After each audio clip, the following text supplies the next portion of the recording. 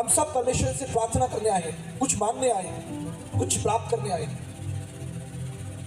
लेकिन मेरे प्रियो, मैं आपको एक बात बताना चाहता हूं, अगर आप परमेश्वर से कुछ अपेक्षा रखते हैं तो परमेश्वर भी आपसे कुछ अपेक्षा रखता है। अगर आपके मन में परमेश्वर के प्रति कोई इच्छा है तो परमेश्वर के मन में भी आपके लिए इच्छा है। आपकी इच्छा परमेश्वर जानता है। मनुष्य की केवल एक ही इच्छा है कि वो सुखदायी जल के झरने में चले, अच्छा खाए, अच्छी व्यवस्था में रहे और सब कुछ उसके आसपास अच्छा ही हो। लेकिन परमेश्वर उससे बेहतर आपके लिए चाहता है और वो है अनंत जीवन, द इटर्नल लाइफ। आपकी योजना इतनी सी है लेकिन उसकी योजना बहुत विराट और अगम्य और सदा के लिए। उसका प्रेम सदा के लिए।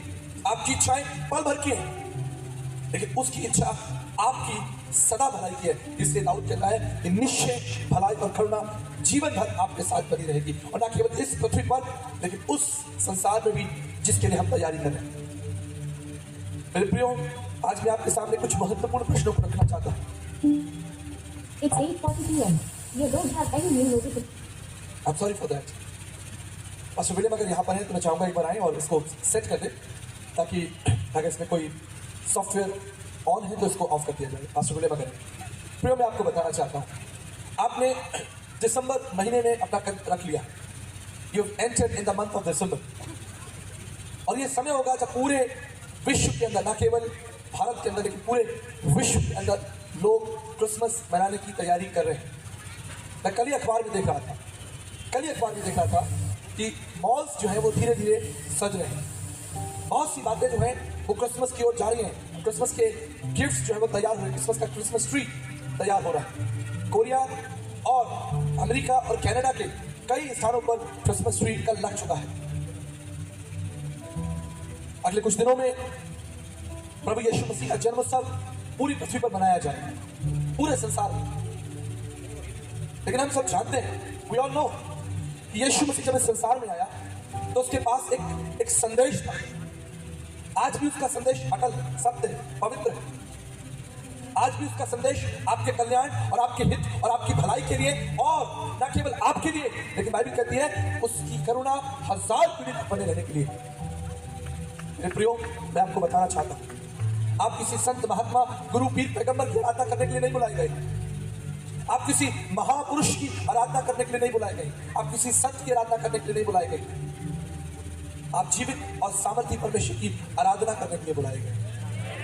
आपको मालूम है, जब अब्राहम 99 वर्ष का हो गया, बाइबल बताती है, उत्पत्ति की पुस्तक उसका 17 अध्याय और उसके पहले पद में लिखा है, जब अब्राहम 99 वर्ष का हो गया, यहोवा परमेश्वर ने अब्राहम को दर्शन दिया और कहा कि अब्राहम, मैं सर्वशक्तिमान परमेश्वर हूं, मेरी उपस्थिति में चलो और सिद्ध होते जाओ।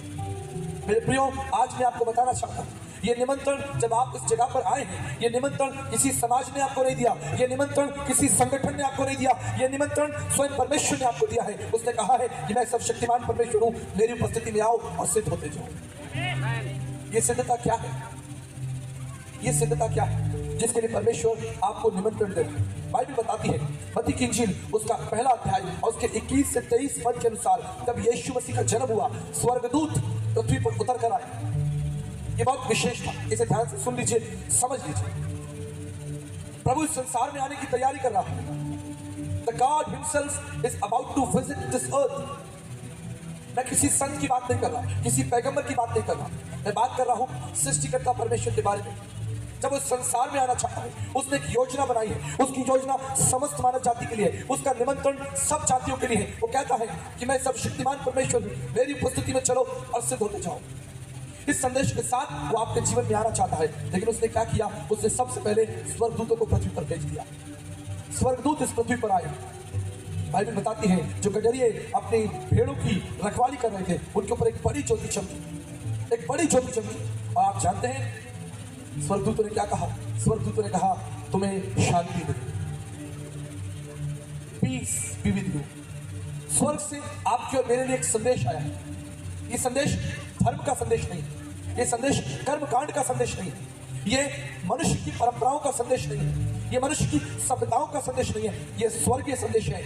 स्वर्गदूत कह रहे हैं तुम्हें शांति मिले। यही स्वर्गदूत माता मरियम के पास गए, उससे कहा तू एक पुत्र जनेगी, और उसका नाम यीशु रखना। आगे स्वर्गदूतों ने एक बहुत अद्भुत बात की। इस संसार में ये बात कभी नहीं पहुंची थी। इससे पहले ये शब्द कभी दोहराए नहीं गए थे। पहली बार स्वर्ग से एक संदेश आता है। आप जानते हो वो संदेश क्या है? वो संदेश ये है कि वो संसार के लोगों का उद्धार करेगा। He will be a savior। उसका नाम इमैनुअल होगा, अर्थात परमेश्वर होगा। परमेश्वर आपके साथ होगा। The God will be with you। स्वयं परमेश्वर आपके साथ संगति करेगा। मेरे प्रियो, आज भी 2000 साल से संपूर्ण मानव जाति की जो सबसे बड़ी आवश्यकता है वो क्या है? उसकी आवश्यकता है शांति, पीस। क्योंकि अगर आपके हृदय में शांति नहीं होगी, आप परमेश्वर के संदेश को कभी समझ नहीं पाएंगे। आप स्वर्गीय बातों को, संदेश को कभी समझ नहीं पाएंगे। परमेश्वर जानता है। इसलिए जब यीशु मसीह स्वर्ग उठाए जा रहे थे, चेले डरे हुए थे, अपने स्वामी को बिछड़ता हुआ देख रहे थे। अब वो प्रभु उनके पास नहीं होगा। यीशु ने कहा मुझे जाना होगा। और जब यीशु मसीह स्वर्ग की तरफ उठाए जा रहे थे, चेले डरे हुए थे। आप जानते हैं यीशु मसीह ने क्या कहा? तुम्हें शांति मिले। आपको याद होगी वो घटना जब यीशु मसीह तीसरे दिन कब्र में से जीवित होकर चेलों के सामने आए।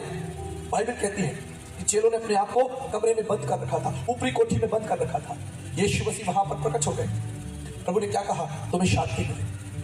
मेरे प्रियो, आज मैं आपको बताना चाहता हूं, अगर आप इस संदेश को सुनना चाहते हैं, स्वर्गीय बातों को समझना चाहते हैं, स्वर्गीय सिद्धांतों को समझना चाहते हैं, अपनी चिंताओं को एक तरफ रख दीजिए, अपनी योजनाओं को एक तरफ रख दीजिए, अपनी अभिलाषाओं को एक तरफ रख दीजिए, अपनी सब भविष्य की योजनाओं को एक तरफ रख दीजिए और सुनिए कि परमेश्वर जो स्वर्ग और पृथ्वी को बनाने वाला परमेश्वर है, वो आपसे क्या कहता है।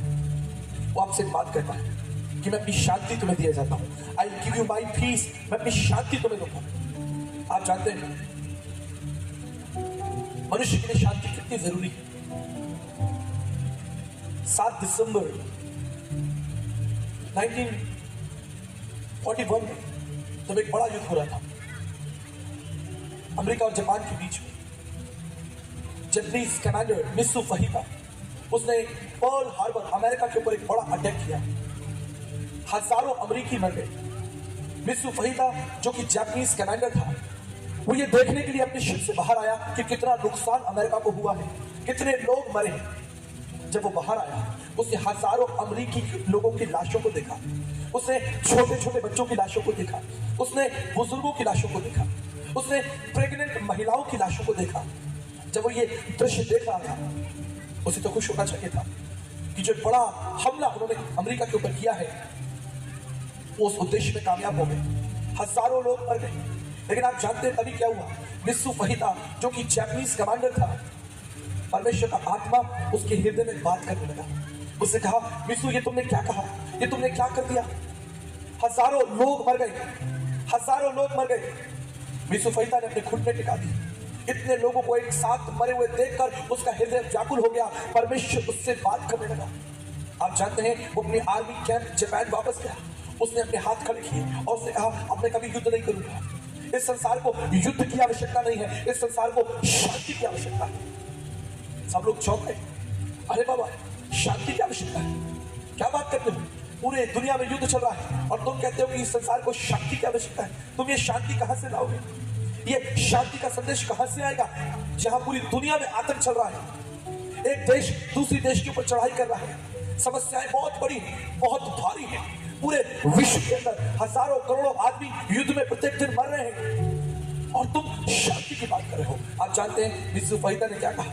उसने कहा, मैं एक व्यक्ति को जानता हूं जिसका नाम शांति का राजकुमार है। मैं उसके पास जाऊंगा और मैं विश्व को शांति दूंगा। आप जानते हैं मित्सु फहिता पहला मसीह विश्वासी बना, जापान का पहला मसीह विश्वासी बना जो घर घर गया, बॉर्डर पर खड़े होकर, बॉर्डर जब युद्ध हो रहा है, उसने शांति का संदेश दिया।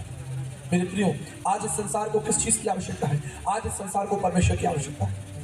आपको परमेश्वर की आवश्यकता है। आपके बच्चों को परमेश्वर की आवश्यकता है। आपके जीवन में परमेश्वर की आवश्यकता है। इसलिए स्वर्गदूतों ने कहा था, परमेश्वर तुम्हारे साथ है। इम्मैनुअल, द गॉड विद यू। आप जानते हैं वो परमेश्वर संसार में क्यों आया? इस सिद्धांत को समझ लीजिए। जब नील आर्मस्ट्रॉन्ग, संसार का पहला व्यक्ति, फर्स्ट मैन नील आर्मस्ट्रॉन्ग चांद पर गया, कई बड़ी अच्छी यात्रा करके वो लौटा। जब वो वापस पृथ्वी पर आया, ठीक इसी तरह एक बड़ी सभा बुलाई गई। पूरी दुनिया से लोग नील आर्मस्ट्रॉन्ग को देखने के लिए आए। पहला व्यक्ति जो चांद पर चला है, the first man who ever walked on the moon. सब उसके साथ फोटो खिंचाना चाहते होंगे, कोई उसका ऑटोग्राफ चाहता होगा, कोई उसे छू कर देखना चाहता होगा कि यह पहला व्यक्ति है जो चांद पर चलकर आया है। मेरे प्रियो, मैं आपको बताना चाहता हूं, I want to encourage you. लोगों ने मिस्टर फरीदा से नील आर्मस्ट्रॉन्ग से कहा, नील, इस संसार के तुम पहले व्यक्ति हो, you are the first man who walked on the moon. क्या कहना चाहोगे? आप जानते हैं नील आर्मस्ट्रॉन्ग ने क्या कहा? उसने कहा, मनुष्य का चांद पर जाना कोई बड़ी बात नहीं, मनुष्य चांद पर गया कोई बड़ी बात नहीं। बड़ी बात यह है कि जिसने चांद को बनाया था वो इस धरती पर चला था, उसका नाम यीशु मसीह है। परमेश्वर मनुष्य बना और इस संसार में आ गया। क्यों? भारतीय दर्शन की एक अमूल्य प्रार्थना है, भरत आर्य का उपनिषद 1:3-27 में लिखा है, अस्तोमा सद्गमया तमसोमा ज्योतिर्मय मृत्युमा अमृतमय। हमारे भारत के तत्वदर्शियों ने यह प्रार्थना की। प्रार्थना किसी भी भाषा में की जाए कोई फर्क नहीं पड़ता। उस तरफ यहूदी लोग प्रार्थना कर रहे हैं, दाऊद प्रार्थना कर रहा है, हे प्रभु मेरे पाप को मेरे जीवन से दूर कर, जो बुराई मैंने तेरे विरोध में की है उसे दूर कर, मेरे पिटाई के पाप मेरे जीवन से दूर कर। दूसरी ओर हमारे भारत के तत्वदर्शी, भारत के ऋषि प्रार्थना कर रहे हैं, हे प्रभु हमें असत्य से निकालकर सत्य में लेकर चले, अंधकार से निकालकर ज्योति में लेकर चले और मृत्यु से निकालकर शाश्वत जीवन में लेकर चले। प्रार्थना की जाएगी, कौन उत्तर देगा? सदियां निकल चुकी हैं, हजारों साल निकल चुके हैं। मनुष्य उस परमेश्वर का दर्शन चाहता है, मनुष्य उस परमेश्वर के बारे में बात करना चाहता है।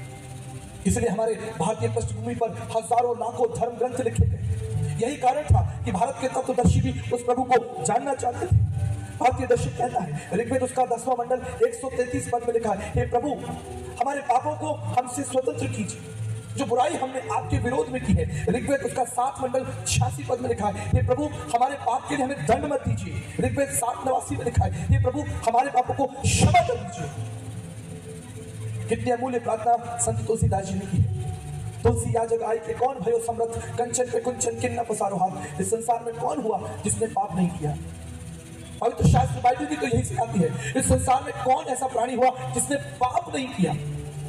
मैं विश्वास करता हूं कि आप अपने जीवन को जानते हैं, अपने जीवन के रहस्य को जानते हैं। आप कौन है जानते हैं, आपने कौन कौन से कार्य किए हैं, अपने जीवन की किन परिस्थितियों में किस तरह के निर्णय लिए आप जानते हैं।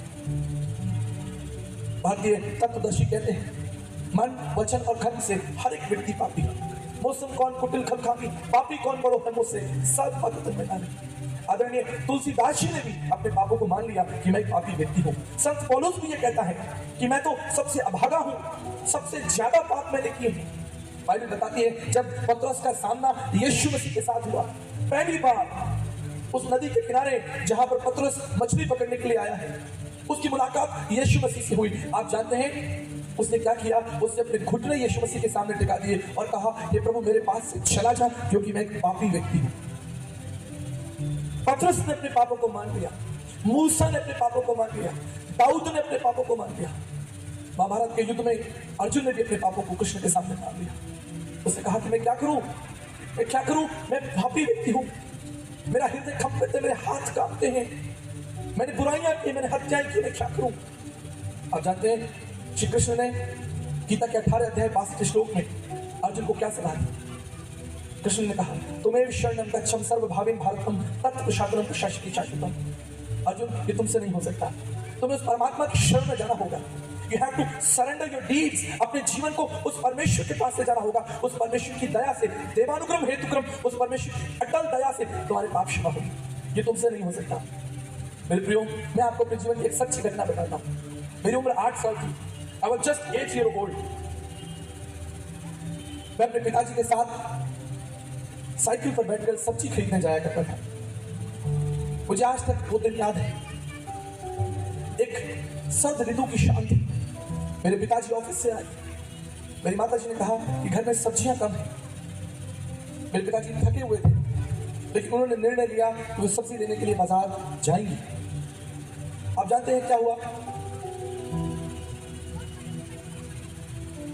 जब मेरे पिताजी बाजार जाने लगे, लगभग 7:30 बजे का समय हो, सर्द ऋतु थी। मैंने अपने पिताजी से अपनी इच्छा जाहिर की, क्या मैं आपके साथ बाजार आ सकता हूँ? मेरे पिताजी ने बड़े प्रेम से अपने हाथ को मेरे सर पर सहलाया और कहा, बिल्कुल तुम मेरे साथ आ सकते हो। उन्होंने अपनी साइकिल पर मुझे बैठा लिया और साइकिल पर आगे एक थैला टांग दिया। हम दोनों बाजार गए, लगभग 2 किलोमीटर दूर बाजार गए। मेरे पिताजी सब्जियां खरीद रहे थे।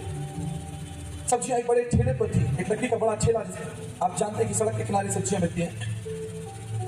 तब मेरे मन में एक विचार जागने लगा, कोई नहीं देख रहा है, अंधेरा हो रहा है। मेरे पिताजी उस सब्जी वाले से बात कर रहे हैं, सब्जियों को चुन रहे हैं। सब्जी वाला उस तरफ खड़ा है और इस तरफ बहुत सी अदरक का ढेर लगा है, जिंजर अदरक। मेरे मन में एक विचार जागने लगा। मैंने बहुत सी अदरक को थैले में गिरा दिया, लगभग 3-4 किलो अदरक थैले के अंदर गिराई। मेरे पिताजी ने नहीं देखा, उस दुकानदार ने नहीं देखा, सिर्फ मैंने देखा और हम अपने घर आ गए। जब मैं अपने घर आया, मेरी माताजी ने वो बैग खोला और मेरे पिताजी से पूछा, आप इतनी अदरक ले आए? मेरे पिताजी ने कहा कि मैंने तो आज अदरक खरीदी नहीं। माताजी ने कहा, लेकिन बैग में तो कम से कम 3-4 किलो अदरक रखी है। तभी मेरे पिताजी ने मेरी तरफ देखा और कहा कि अदरक तुमने उठाई। मैं बड़ा खुश था क्योंकि मेरी दृष्टि में ये बहुत अच्छा काम था। मानो मैंने एक वर्ल्ड कप जीता हो या बहुत अच्छे अंक जो है अपनी परीक्षा में प्राप्त किए हो। ये तो एक शाबाशी का कारण था, लेकिन इनाम पाने वाला अध्याय था। तभी मेरी माताजी मेरी से बड़ी और उन्होंने मेरा कान पकड़ा और उन्होंने कहा कि तुमने गलत किया है। उन्होंने कहा, बेटा ये पाप है, ये चोरी है। मैंने अपनी जिंदगी में पहली बार पाप शब्द को 8 साल की उम्र में सुना था मेरी माताजी के मुख से। ये पाप है, दिस इज अ सिन। और दूसरी बात मुझे आज तक याद है, उन्होंने कहा ये पाप है परमेश्वर की दृष्टि में, in the site of God. और पहली बार मुझे पता चला कि कोई परमेश्वर है जो अदरक चुराने को पाप समझता है। मैंने कहा, वो परमेश्वर अदरक उठा लेने को पाप समझता है? मेरी माताजी ने कहा, तुम अभी नहीं समझोगे, लेकिन एक समय आएगा। लेकिन वो शाम मेरी जिंदगी की महत्वपूर्ण शाम थी। उसने मेरी जिंदगी में एक नया अध्याय खोल दिया। मैं परमेश्वर के बारे में सोचने लगा, मैं पाप के बारे में सोचने लगा, मैं अपने जीवन के बारे में सोचने लगा और मैं अपने आप से, अपने मन से बातें करने लगा। मुझे पवित्र आत्मा नहीं मालूम था, मुझे बाइबल बहुत अच्छे से नहीं मालूम थी, भारतीय दर्शनों से मेरी पहचान नहीं थी। तब तक मैंने उपनिषदों को कभी नहीं पढ़ा था, दर्शनों का कभी चेहरा नहीं देखा था। बस मुझे 2 बात मालूम थी, अदरक चुराना पाप है। और इस भावना के साथ मैंने अपने जीवन की एक यात्रा शुरू की। मैं बहुत लोगों से बात करने गया, क्या आपने कभी कोई पाप किया है? लोग हैरान हो जाते हैं, क्या बात करते हैं, अगर हमने किया भी होगा तो हम तुम्हें क्यों बताएंगे? नहीं नहीं, मुझे बताओ तुमने कौन सा पाप किया? मैंने पाप किया, मैंने अदरक चुराई है। आपने क्या चुराया है? लेकिन आप जानते हैं, मुझे आज तक एक भी व्यक्ति नहीं मिला जो ये कहे कि जी हाँ, मैंने ये गलती की है, मैंने ये पाप किया है। लेकिन हम सब जानते हैं, इसी आंगन में बैठे, बहुत दूर जाने की जरूरत नहीं। आप यहीं मेरे सामने बैठे हो और मैं आपके सामने खड़ा हूं और हम सभी पापी हैं, क्योंकि परमेश्वर का वचन पवित्र शास्त्र बाइबल कहती है, सबने पाप किया और सब परमेश्वर की महिमा से रहित हैं। भारतीय दर्शन शास्त्र कहता है, पापम पापात्मा पाप कर्मा पाप सम्मा त्राहिमाम त्राहिमाम पुंडक्षाम सर्व पाप हरिते। हे परमेश्वर, हम सब ने, इससे कोई फर्क नहीं पड़ता कि आप किस जाति, किस समाज, किस भाषा के हैं, हम सब ने परमेश्वर की दृष्टि में पाप किया है। Listen very carefully. और एक दिन, जैसा मैंने आपसे कहा था, एक दिन आप उस परमेश्वर के सामने खड़े होंगे। तब आप अपनी जाति पर, अपने समाज पर घमंड नहीं कर पाएंगे। आप पीछे मुड़कर देखेंगे, कोई नहीं होगा आपको बचाने के लिए, कोई संत नहीं होगा, कोई महात्मा नहीं होगा, कोई पास्टर नहीं होगा,